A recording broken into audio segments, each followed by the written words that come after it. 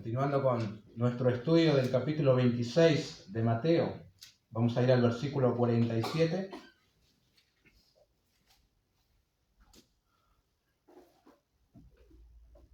Mateo 26, versículo 47. Mientras todavía hablaba, vino Judas, uno de los 12, y con él mucha gente con espadas y palos, de parte de los principales sacerdotes y de los ancianos del pueblo. Y el que le entregaba les había dado señal, diciendo: al que yo besare, ese es, prendedle. Y enseguida se acercó a Jesús y dijo: salve, maestro, y le besó. Y Jesús le dijo: amigo, ¿a qué vienes? Entonces se acercaron y echaron mano a Jesús y le prendieron. Pero uno de los que estaban con Jesús, extendiendo la mano, sacó su espada e hiriendo a un siervo del sumo sacerdote, le quitó la oreja. Entonces Jesús le dijo: vuelve tu espada a su lugar, porque todos los que tomen espada, a espada perecerán. ¿Acaso piensas que no puedo ahora orar a mi Padre y que Él no me daría más de 12 legiones de ángeles? Pero ¿cómo entonces se cumplirían las Escrituras de que es necesario que así se haga? En aquella hora dijo Jesús a la gente: ¿como contra un ladrón habéis salido con espadas y con palos para prenderme? Cada día me sentaba con vosotros enseñando en el templo, y no me prendisteis. Mas todo esto sucede para que se cumplan las Escrituras de los profetas. Entonces todos los discípulos, dejándole, huyeron. ¿Oramos? Señor, qué precioso estar otra vez juntos como iglesia, alabándote, disfrutando de los cánticos, de escuchar las voces de los hermanos, estar juntos, tener comunión, continuar adorándote ahora como iglesia, porque siempre estamos en tu presencia y eso nos anima, nos alienta. Así que gracias, oh Dios, por eso, por las verdades que cantamos también acerca de tu amor por nosotros, de tu resurrección, de tu pronta venida otra vez. Todas promesas que creemos, necesitamos que nos ayudes a seguir creyendo también. Señor, bendice este tiempo en el cual abrimos la Escritura, reconociendo su inspiración, deseando que tú nos hables. Como siempre lo hacemos en el nombre de Jesús. Amén. Bueno, ¿en cuántas ocasiones de nuestra vida habremos atravesado por alguna injusticia, no? No sé si te pasó, pero cuando eras chico y te peleabas con tu hermano, de repente venía la madre y ligaban los dos. Y vos creías que eso era una injusticia porque no habías comenzado la riña, ¿no? Siempre solía pasar, ¿no? A veces el más chico es el que inicia y cobra el más grande, o viceversa también, ¿no? Bueno, después de grande también hemos atravesado injusticias, a lo mejor en el hogar con nuestros hermanos biológicos, ¿no? Puede ser porque eran un poco problemáticos. En el trabajo vivimos injusticias con compañeros ventajeros. Bueno, los creyentes padecemos esas cosas también. En el hogar, como he dicho. En la iglesia misma, acusaciones sin fundamento, medias verdades, mentiras, etc., ¿no? Injusticia. O puede ser que nosotros hayamos sido los causantes de injusticias en la vida de otros. Por ejemplo, culpando a otros hermanos, murmurando de otros para quedar nosotros bien parados, siendo parciales en algún conflicto. Bueno, eso es injusto, ¿no? Diferentes tipos de injusticias que vivimos. Pero sin duda, hermanos, que ninguna de esas injusticias se comparan con esta que acabamos de leer. Porque en todas nuestras injusticias, algo de nuestro pecado siempre hay. Pero en esta ocasión, el justo de los justos está siendo arrestado, valga la repetición, injustamente, ¿no? Sí, ¿qué hizo de malo para ser arrestado y para que le encaminen hacia la cruz? Absolutamente nada. Bueno, el Señor, después de prevalecer en una batalla impresionante en el huerto de Getsemaní, contra la embestida de Satanás, contra sus propias debilidades como hombre, ya fortalecido, está listo para seguir con el plan que Dios había trazado desde antes de la fundación del mundo y cuyas escrituras han dado testimonio, ¿no?, de que así debería ser. Jesús había afirmado su rostro, ¿recuerdan eso?, para ir a Jerusalén. Esto implicaba cumplir a cabalidad lo establecido por Dios el Padre, y allí estaba su entrada triunfal a Jerusalén, la purificación del templo, su agonía, el arresto, el juicio, muerte en la cruz, resurrección, ascensión. Bueno, todo eso implicaba esa decisión que el Señor había tomado y nada ni nadie podía detener eso. Nosotros comenzamos a estudiar desde la última Pascua, la última celebración de la Pascua y desde la institución de la Cena del Señor. En esta porción, hermanos, tenemos el momento en el que el Hijo de Dios, el Dios hombre, es arrestado injustamente. Ahora, más que un arresto, es una entrega voluntaria, ¿no?, mejor dicho. O si se quiere, desde un lado de la vereda es una injusticia porque hay traición, hay arresto, pero desde el otro lado es una entrega voluntaria. Jesús había anunciado este momento por lo menos en 4 ocasiones y todas están en este evangelio también. Mateo 16, 21, 17, 12, 17, 22, 23 y 20, 17 al 19. Y solo quiero leer la cita de esta última. Capítulo 20, 17 al 19. Subiendo Jesús a Jerusalén, tomó a sus 12 discípulos aparte en el camino y les dijo: He aquí subimos a Jerusalén, y el Hijo del Hombre será entregado a los principales sacerdotes y a los escribas, y le condenarán a muerte, y le entregarán a los gentiles para que le escarnezcan, le azoten y le crucifiquen. Mas al tercer día resucitará. Y a esa entrega se encamina el Señor Jesús en esta ocasión. Ahora, hermanos, a pesar de este anuncio de antemano del Señor, ¿no?, a sus discípulos, por lo menos ellos no le creyeron. O no tuvieron en cuenta, mejor dicho, las palabras que Él les había dicho. Se dejaron llevar por sus emociones, sus impulsos, y reaccionaron de diferentes maneras, como vamos a ver ahora. Y aún más, hermanos, a pesar del anuncio de Jesús y de que Él camina acorde a un plan, esto no quita que Él haya padecido la traición de uno de sus discípulos y el abandono del resto de los otros. Por supuesto que no. No quita que haya padecido el arresto injusto de los principales sacerdotes y toda la turba, y que los suyos no tengan en cuenta sus palabras y la promesa que hicieron de lealtad absoluta. Obvio que le afectó. Si Él no era un ser mecánico, divino, sí, pero humano también. Y esas cosas duelen, ¿verdad? Lastiman. Seguramente a nuestro Señor también. Hermanos, el camino a la cruz del varón de dolores está repleto de padecimientos y sombras, ¿no?, tristezas y desilusiones. Y este arresto, o entrega voluntaria si quieren, es parte de eso también, ¿no? Así que vamos a prestarle atención a el arresto injusto del Dios hombre, así he titulado. Lo primero que observamos de este relato es el beso del traidor. Esto abarca los versículos 47 al 50. Ahora, muy interesante, ¿no?, que nosotros llamamos a Judas el traidor. Y aún la gente que no está muy familiarizada con la Biblia sabe que Judas es básicamente sinónimo de traidor, ¿no? Pero por alguna razón el evangelista Mateo no lo llama así. Lo llama aún uno de los 12. ¿Por qué razón?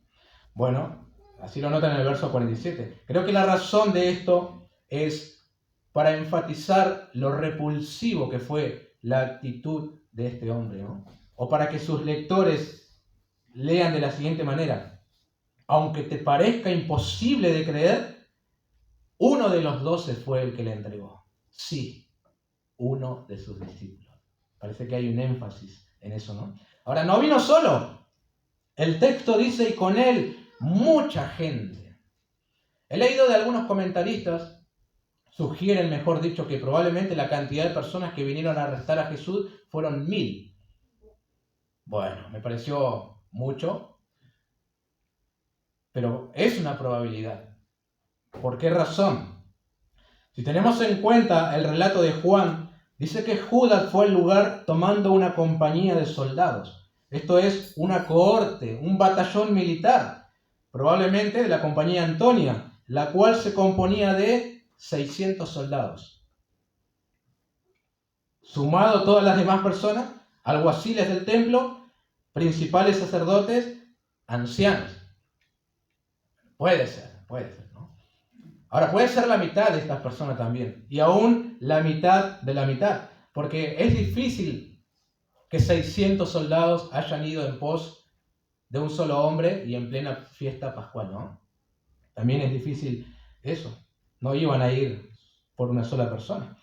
El relato no lo dice, pero es obvio que para este momento los judíos ya tuvieron un encuentro con el gobernador para solicitar a estos soldados romanos. No es que Judas podía ir y solicitarlo inmediatamente sin el permiso del gobernador, ¿no? Así que aunque no está en nuestro texto, implícitamente lo vemos, ¿no? Ahora, lo cierto es que mucha gente fue tras el Dios hombre. A lo mejor, pienso yo, temiendo una represalia de los discípulos del Señor.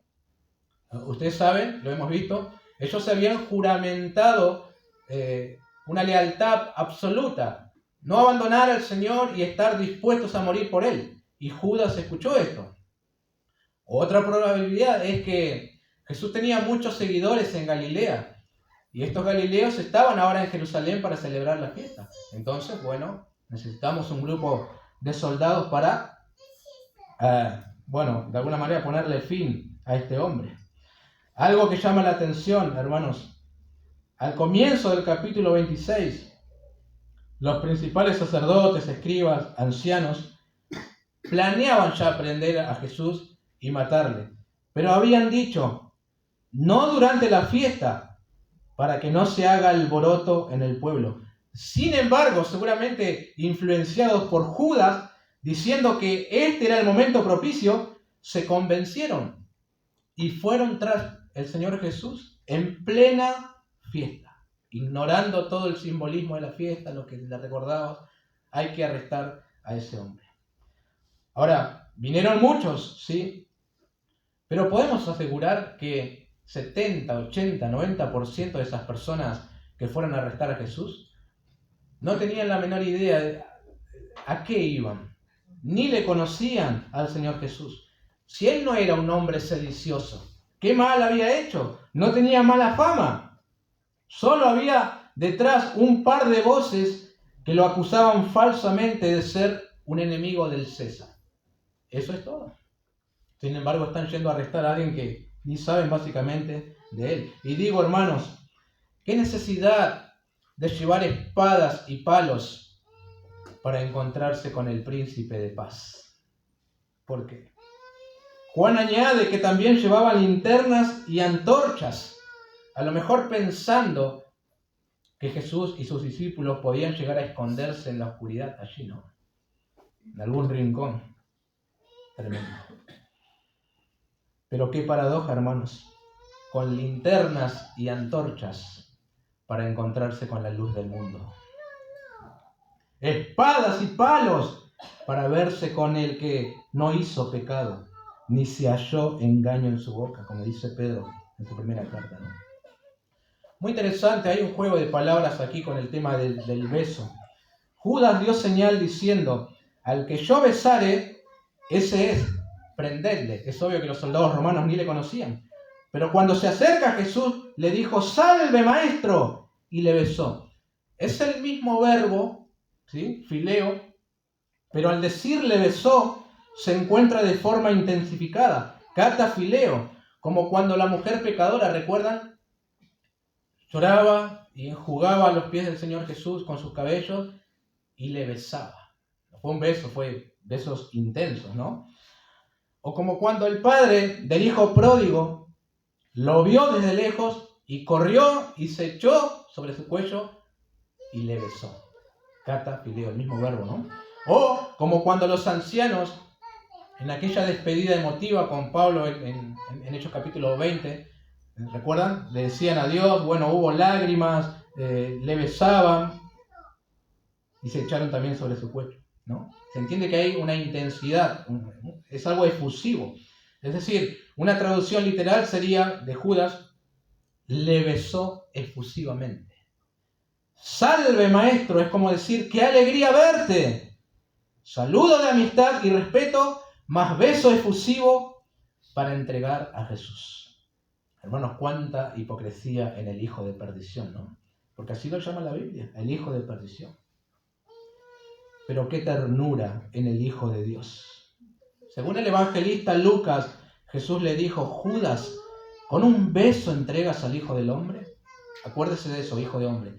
Y aquí Mateo añade, amigo, ¿a qué vienes? Ya sea que le llame por su nombre o que le diga amigo, esto es compañero, demuestra el cariño que Jesús supo tenerle a este hombre, ¿no?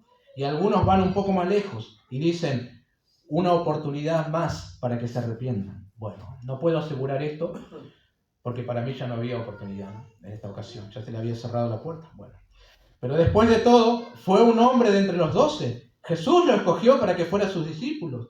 Él le confió un ministerio, Él le dio autoridad para hacer señales y ahora se vuelve en contra y de una manera espantosa. El Salmo 41, Salmo mesiánico, David demuestra el dolor que ocasiona ser traicionado.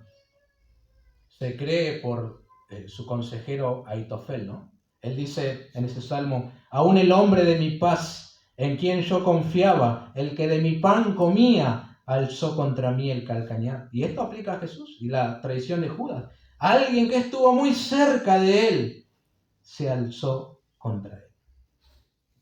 No olvidemos que en la última cena pascual, hermanos, el diablo había entrado en Judas, ¿no? Literalmente la escritura dice así.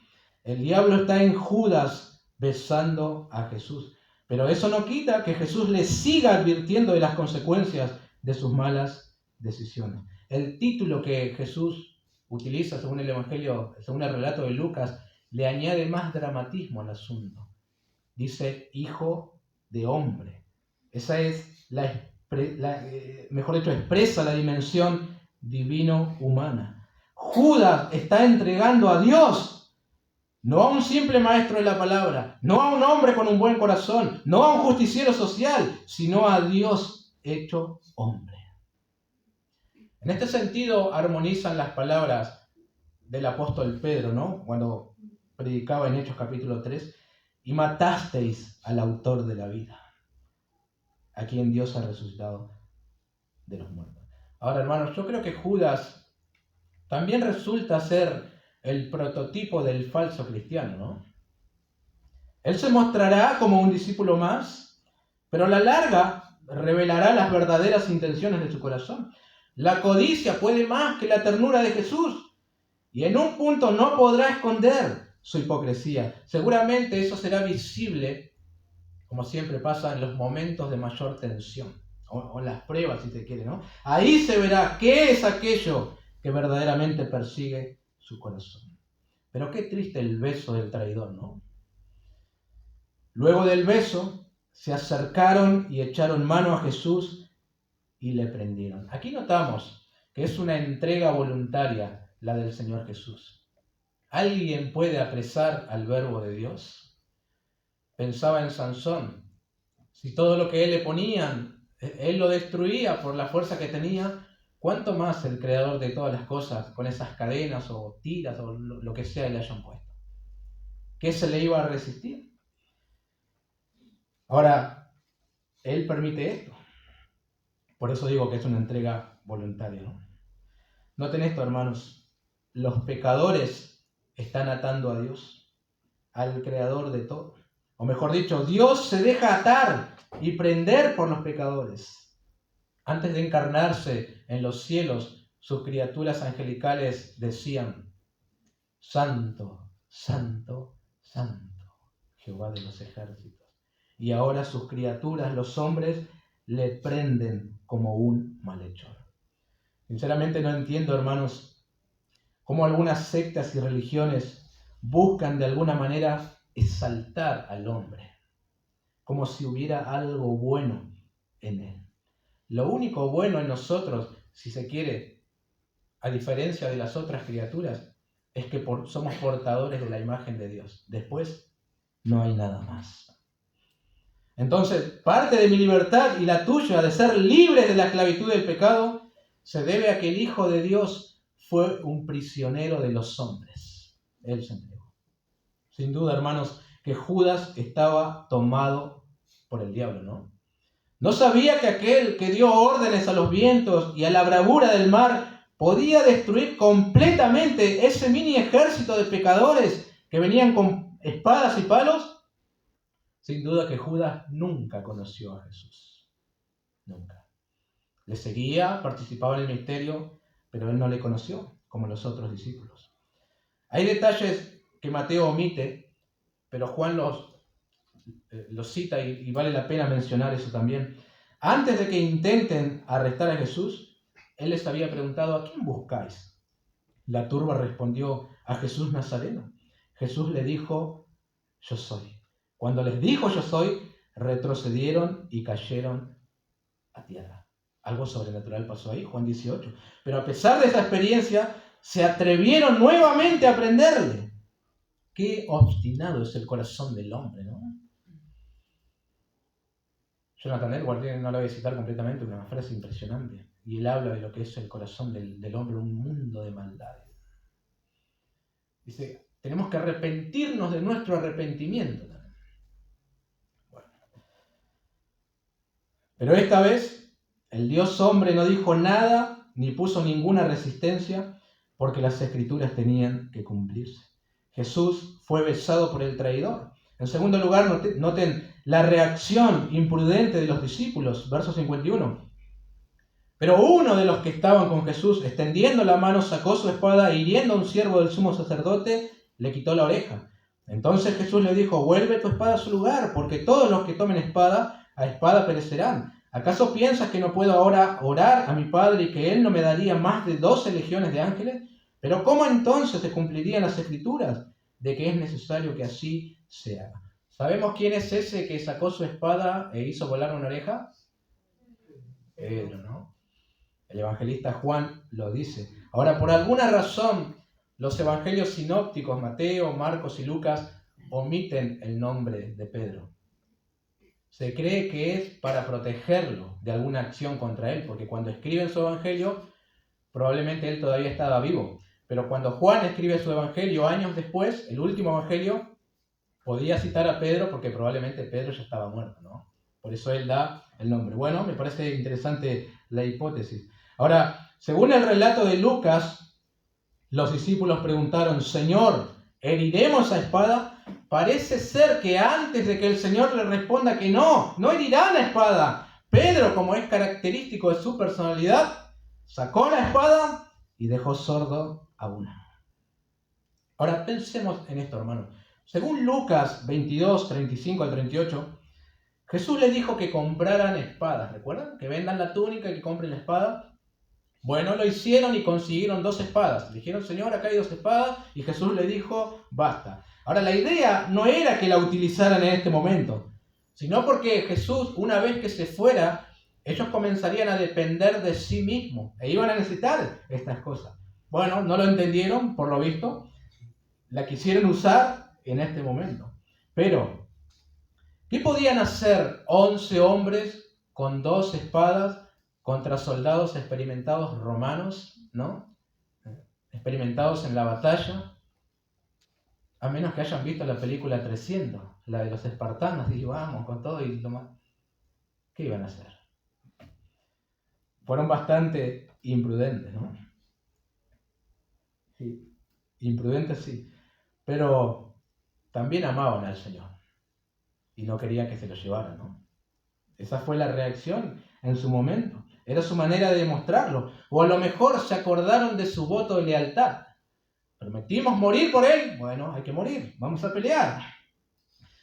Por el Evangelio de Juan también sabemos que fue un siervo del sumo sacerdote quien perdió la oreja. Se llamaba Malco. Ahora, ni siquiera fue un soldado. Era un siervo. Ahora, no sé si Pedro se la agarró con el más débil o simplemente fue el primero que estaba ahí en la fila y él le dio. Pero es obvio, hermanos, imagínense en la oscuridad. Pedro no quiso cortarle la oreja, habrá querido cortarle la cabeza. Pero se dio así y le sacó la oreja. Entonces el Señor reprendió esta actitud. Vuelve tu espada a su lugar, porque todos los que tomen espada, a espada morirán. Esto es lo que conocemos como el principio de siembra y cosecha. El apóstol Pablo dirá más adelante, todo lo que el hombre sembrare, eso también cosechará. De hecho, hermanos, esto es lo que sucedió 40 años después de este momento. Estos que vinieron con espadas y palos a arrestar injustamente a Jesús, en el año 70, esas espadas se volvieron contra ellos y no les quedó ni el templo en pie, ni el oro, y muchos murieron. Siempre tiene razón el Señor, y es una lección para nosotros. Siempre habrá una retribución para nuestras acciones. Toda acción tiene su consecuencia, ¿no? Ahora, Pedro como que zafó de esta, hermanos, de esta acción imprudente, pero gracias al Señor. Un comentarista dice, ciertamente fue una obra maravillosa de Dios que en ese momento Pedro no fue cortado en 100 pedazos por los bárbaros soldados. Alguien más añadió, si Jesús no hubiera sanado la oreja de Malco, probablemente habrían aparecido 4 cruces en el Calvario. ¿Sabemos para quién era la 4ª cruz? Para Pedro. Gracias a Dios no fue. Pero a veces nuestras emociones nos juegan en contra con los propósitos del Señor. Esta no era una lucha contra carne y sangre, sino era una lucha espiritual. Pero Pedro, los demás discípulos, no lo comprendían. Ahora Jesús le muestra, hermanos, la imprudencia de querer defenderlo, diciendo que si él quiere zafar de la situación, haría algo muy sencillo. Simplemente oraría al Padre y pediría 12 legiones de ángeles. Una legión de soldados romanos estaba compuesta por unos 6.000 hombres. 12 legiones de ángeles, 72.000 ángeles. ¿Se imaginan una batalla, 72.000 ángeles contra 300 o 400 soldados? En el Antiguo Testamento, Segunda Reyes 19, un solo ángel en una noche mató a 185.000 asirios. ¿Se imaginan? No hay comparación. Ahora, la idea es, Pedro, no necesito de tus esfuerzos humanos, ni ser defendido por nadie. Lo importante acá es que las escrituras se cumplan, y para eso es necesario que sea arrestado injustamente, que sea llevado como oveja al matadero. Así que tranquilo, quédate en el molde, diríamos nosotros. Qué lindo esto. Jesús lo sigue cuidando hasta el último momento, ¿no? Qué tierno. En el relato de Juan, el Señor dice, pues si me buscáis a mí, dejad ir a estos. Hasta este punto de su arresto está pensando en sus ovejas, ¿no? También noto una preciosa lección para nosotros, los creyentes en tiempos de prueba. Cuando haya desventaja, bueno, en este caso fue numérica, cuando los que te acompañan pierdan el control, cuando seres queridos te traicionen, todavía nos queda un poderoso recurso que vale la pena mucho más que cualquier espada del hombre, la oración al Padre. Eso era suficiente para Jesús. Su Padre estaba siempre disponible y contaba con todos los recursos para ayudarle. Y a la vez a nosotros nos manda que oremos. No siempre, hermanos, podremos hacer tantas cosas que quisiéramos, pero siempre podemos orar. Y qué hermoso recurso nos ha dado el Señor. Pedro aprendió esta lección más adelante. En su carta escribe, mas el fin de todas las cosas se acerca, sed pues sobrios y velad en oración. Miren, Pedro, mandando a orar a los demás. Y noten esto, echando toda vuestra ansiedad sobre Él, porque Él tiene cuidado de vosotros. Había aprendido la lección, ¿no? Él fue ansioso, apresurado. Bueno, a esas alturas, como que bajó un cambio, Pedro. Ya sabía que no con ejército, no con fuerza, sino con mi espíritu, ha dicho Jehová de los ejércitos. Zacarías capítulo 4. Nos queda en último lugar, Jesús es arrestado y abandonado por sus discípulos. 55. En aquella hora dijo Jesús a la gente, ¿como contra un ladrón habéis salido con espadas y con palos para prenderme? Cada día me sentaba con vosotros enseñando en el templo y no me prendiste. Mas todo esto sucede para que se cumplan las escrituras de los profetas. Entonces todos los discípulos, dejándole, huyeron. No me parece haber como sarcasmo aquí en las palabras del Señor, porque él no hablaba de esa manera. Siempre que hablaba eran palabras de verdad, edificantes, palabras penetrantes. Y creo que la idea acá es llevarlos a la reflexión también, ¿no? No está reprochando nada a estos hombres, el Señor está enseñando algo, mejor dicho. Años después, algunos de los sacerdotes iban a ser seguidores de Jesús. Hechos capítulo 6 dice que obedecían a la fe. Y puede ser que las palabras del Señor Jesús en este momento hayan tenido algo que ver también, ¿no? Puede haber influenciado para que ellos se arrepintieran y conocieran al Señor. Ahora, era injusto, ¿no?, su arresto, y absurda la forma en que se llevaba a cabo. Habiendo él enseñado tantas veces de manera pública en el templo, nunca le apresaron. Es más, en un intento, los alguaciles que fueron enviados por los principales sacerdotes regresaron a sus enviadores diciendo: jamás hombre alguno ha hablado como este hombre, en Juan capítulo 7. A todo esto se deja a un lado la celebración de la Pascua cargada de simbolismo y que encendía ese nacionalismo en los judíos para ir en pos de un hombre inocente y querer arrestarle. Con espadas y palos para arrestar a alguien que sanó enfermos. Multiplicó el pan como un acto de misericordia hacia la multitud hambrienta. Sus palabras eran pan de vida. Consoló a las viudas. Reinsertaba en la sociedad a los leprosos dándoles sanidad. A los endemoniados hizo libres. Y ahora vienen contra él como si fuera un ladrón. Qué curioso, ¿no? Aquel que verdaderamente era ladrón, el que sustraía de la bolsa, Judas, dirige a una turba para venir contra Jesús, como si él fuera un ladrón. Ahora, Jesús no es ninguna víctima. Él sabe que esto sucede para que las escrituras de los profetas se cumplan. Otra vez hay un énfasis. Aquello que se escribió sobre este momento tiene que cumplirse. Dios es veraz, no miente. Y es cierto también, hermanos, que los principales sacerdotes y los ancianos no lo están entendiendo. Son parte de la profecía sin saberlo. Es cierto que los discípulos de Jesús tampoco lo están entendiendo. Si no, no hubiesen reaccionado de esta manera, ¿no? Si creyeran a las palabras del Señor Jesús, no andarían sacando espadas y cortando orejas. Más bien estarían en oración, pidiendo fortaleza para que el Señor atraviese el tiempo de la prueba, para que Él beba la copa amarga con valentía. La salvación de ellos, nuestra salvación, estaba en juego y no lo estaban entendiendo, ¿no? Por eso, esa actitud atolondrada. Pero así nos sucede a nosotros también. Así nos sucede. Nuestros impulsos emocionales, querer resolver las cosas con nuestra fuerza. Muchas de nuestras angustias y amarguras se debe a que no creemos las promesas de la Biblia. No creemos a las palabras del Señor Jesús, como los discípulos. Él les dijo 4 veces: voy a ser entregado, me van a hacer así y allá, me van a matar, pero voy a resucitar el tercer día. Pero sus ojos estaban velados ante estas palabras. Que no nos suceda lo mismo a nosotros, teniendo la revelación completa, porque la incredulidad siempre tiene consecuencias, ¿no? De hecho, la condenación de los hombres viene por no creer en el Hijo de Dios. Atraviesa una prueba sin creer en las palabras del Señor y de seguro que será mucho más difícil hacerlo. Pero qué gozo, hermanos, y consuelo cuando lo haces creyendo a lo que el Señor dijo, ¿no?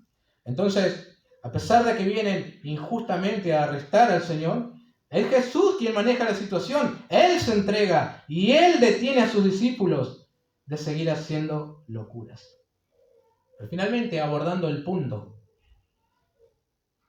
todos los discípulos dejándole huyeron.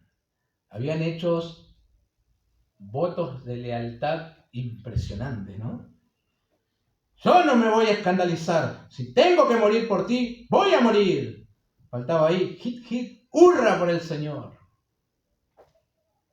Pero sus emociones no podían llegar más lejos que las palabras del Señor. Jesús había citado las profecías de Zacarías: heriré al pastor y las ovejas del rebaño serán dispersadas. También dijo en Juan: he aquí la hora viene y ha venido ya, en que seréis esparcidos, cada uno por su lado, y me dejaréis solo. Mas no estoy solo, porque el Padre está conmigo, Juan 16. Y eso se está cumpliendo. Ahora, un pequeño paréntesis. Hay algo que no es del todo cierto en estas palabras de Jesús. Unas horas más tarde, el Padre también lo dejaría solo. Pero sus discípulos, dejándole, huyeron. Trato de pensar lo que ellos pensaron. No hay nada que podamos hacer contra esta turba. Son mayores en número, fuerza, nos arrestarán. Y quién sabe qué pasará con nosotros. Y se fueron. Aunque 2 de los 11 se quedaron a cierta distancia del lugar para saber qué acontecería con Jesús, ¿no? Uno de ellos fue Pedro. El versículo 58 dice que le seguía desde lejos hasta el patio del sumo sacerdote. Y el otro es Juan, que en su Evangelio, capítulo 18, 15 y 16, se dice que era conocido por el sumo sacerdote, por lo que pudo entrar a la casa mientras Pedro esperó afuera. Pero qué momento, hermanos, para el Señor Jesús, ¿no? El grupo cada vez se iba reduciendo más y más. Primero, gran cantidad de seguidores. Muchos se volvieron atrás. 12 discípulos. Uno le traicionó y le vendió. 11 discípulos. Todos huyeron y le dejaron. Todavía está el Padre a su lado. Pronto el Padre le dará la espalda cuando se haga pecado y maldición por nosotros. Recordemos lo que dijo Isaías, hermanos. Despreciado y desechado entre los hombres. Varón de dolores, experimentado en guerra. Pero volviendo a los discípulos, no es necesario, creo yo, hermanos, ser tan duros con ellos, ¿no? Porque a lo mejor queremos darle con todo. ¿Cómo van a abandonar a su Señor en este momento? Acaban de hacer promesas y ahora están huyendo. ¡Qué vergüenza! ¿Qué clase de hombres son? ¡No tienen palabra! Momentito. Porque luego nos miramos a nosotros mismos y somos iguales o peores que ellos. ¿Por qué razón digo esto? A veces no queremos hablar de Jesús a otros porque tenemos miedo y vergüenza. A veces le negamos en público. Nuestras palabras, hechos, actitudes no condicen con nuestra declaración de fe. Y hemos hecho promesas de que le seguiríamos, le serviríamos, seríamos fieles hasta el fin a pesar de todo. Pero ante algo que me disgusta, abandonamos todo. La iglesia, el servicio, la palabra, la comunión, etc. ¿Somos diferentes? No.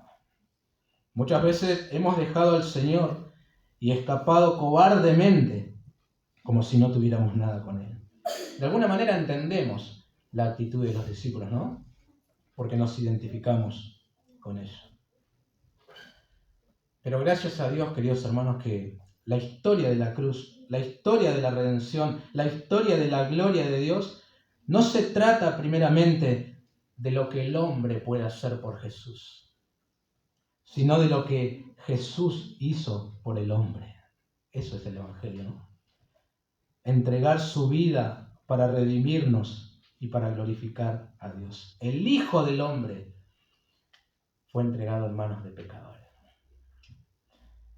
Creo que la porción nos invita a considerar 2 verdades que hacen posible la salvación del hombre. Primero, la perversidad del corazón del hombre, ¿no? La fiesta de la Pascua les recordaba, ustedes saben, a los israelitas que ellos fueron esclavos en tierra de Egipto, pero que el Señor con brazo poderoso los hizo libres, haciendo señales y prodigios. Pero ahora, mientras deberían estar pensando en estas cosas y humillándose ante Dios, los encargados de dar a conocer la ley de Dios y del servicio en el templo, arrestan a un inocente para dar muerte. A eso sumamos la traición sin reparos de un hombre que manifestó ser un seguidor de Jesús, pero terminó con el diablo dentro de él. Luego viene el grito de la muchedumbre, aún no llegamos a eso, a una sola voz: crucifícale, crucifícale. Siempre, hermanos, el corazón del hombre se opone a todo lo que tiene que ver con Dios y sus planes. Por eso el apóstol Pablo, magnífico, lo de Romanos capítulo 3. No hay justo, ahí estás vos, y ahí estoy yo, ni aún uno. No hay quien entienda, no hay quien busque a Dios, todos se desviaron. A unas se hicieron inútiles. No hay quien haga lo bueno, no hay ni siquiera uno. Sepulcro abierto su garganta, con su lengua engañan. Veneno de áspides hay debajo de sus labios, su boca está llena de maldición y de amargura. Sus pies se apresuran para derramar sangre, quebranto y desventura hay en sus caminos, y no conocieron camino de paz.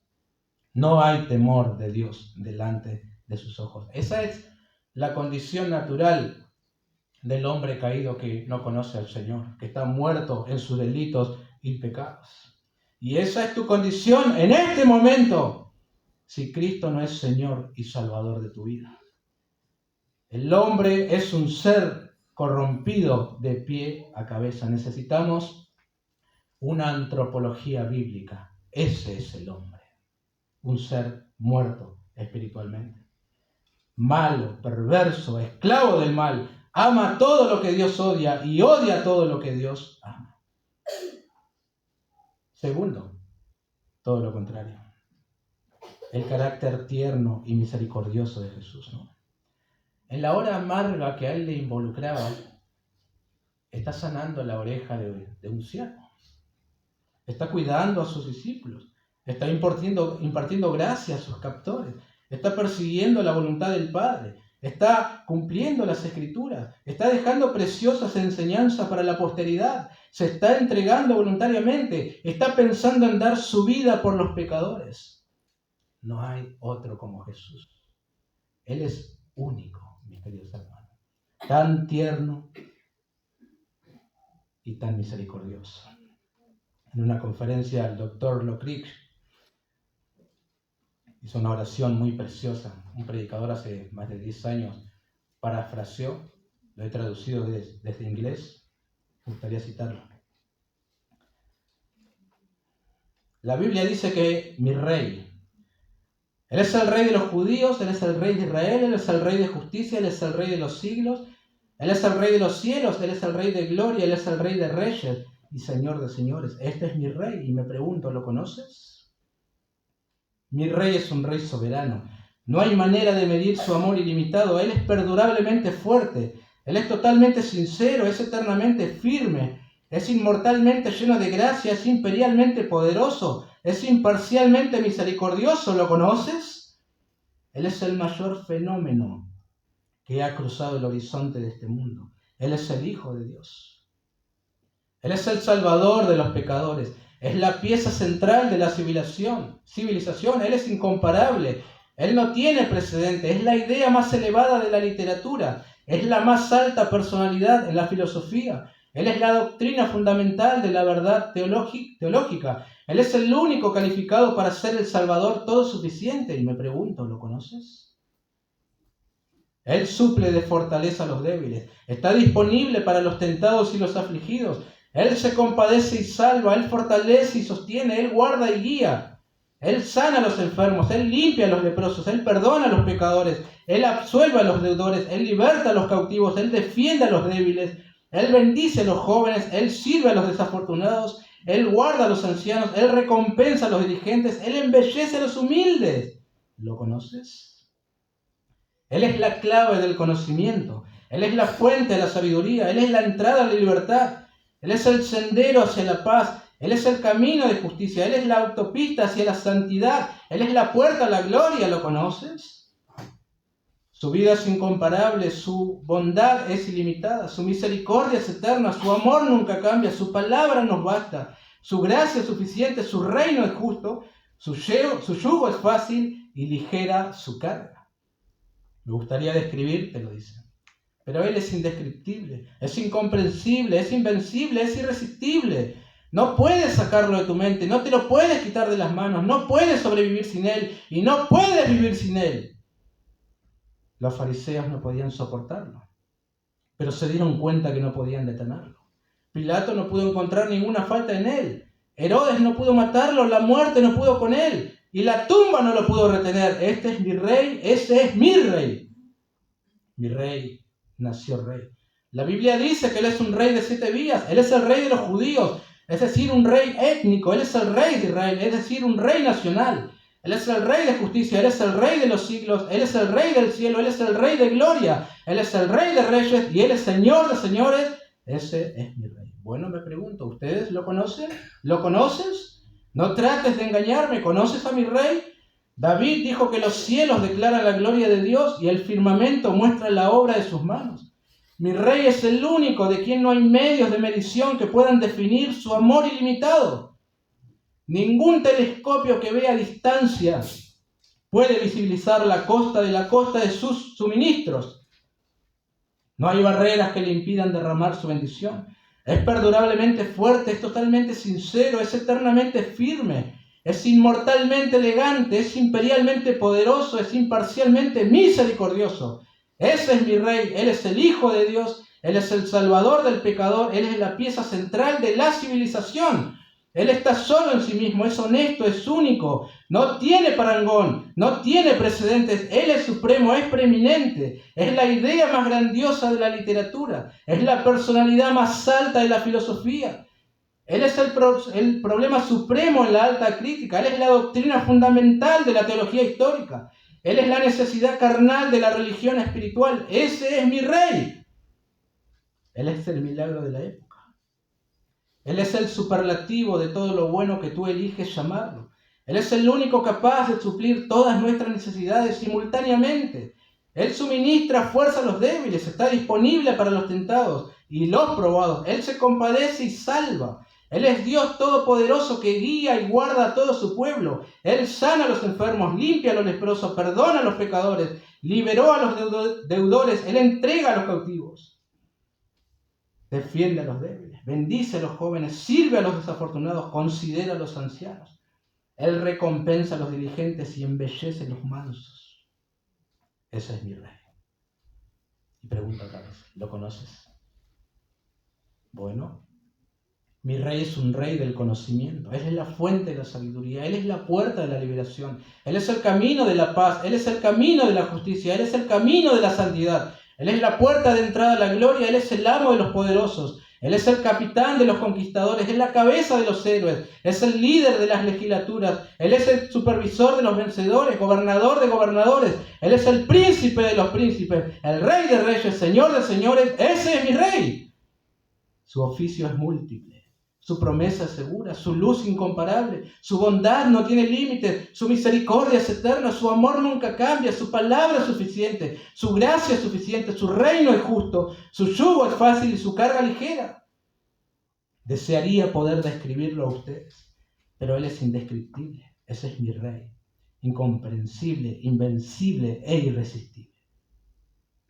Vengo a decirles esto. Los cielos de los cielos no pueden contenerlo, mucho menos que algún hombre lo explique. No puedes sacarlo de tu mente, ustedes no pueden quitárselo de las manos. No puedes sobrevivir a él y no puedes vivir sin él. Los fariseos no podían soportarlo, pero descubrieron que no podían detenerlo. Pilato no pudo encontrar ninguna falta en él. Los testigos no lograron que sus testimonios coincidieran acerca de él. Herodes no pudo matarlo, la muerte no pudo con él y el sepulcro no pudo contenerlo. Ese es mi rey. Siempre lo ha sido y siempre lo será. Estoy hablando del hecho de que Él no tuvo predecesor y no tendrá sucesor. No hay nadie antes de Él y no habrá nadie después de Él. No se le puede acusar y Él no va a renunciar. Ese es mi rey, ese es mi rey. Tuyo es el reino, el poder y la gloria. Bueno, todo el poder pertenece a mi rey. Estamos por aquí hablando del poder negro, del poder blanco y del poder verde, pero al final lo único que importa es el poder de Dios. Tuyo es el poder, sí, y la gloria. Tratamos de obtener prestigio, honor y gloria para nosotros mismos, pero la gloria es todo de Él. Sí, tuyo es el reino, el poder y la gloria por los siglos de los siglos. Amén. Ese es mi Señor. Y puede ser tuyo también, si vienes a Él en arrepentimiento y fe. Bueno.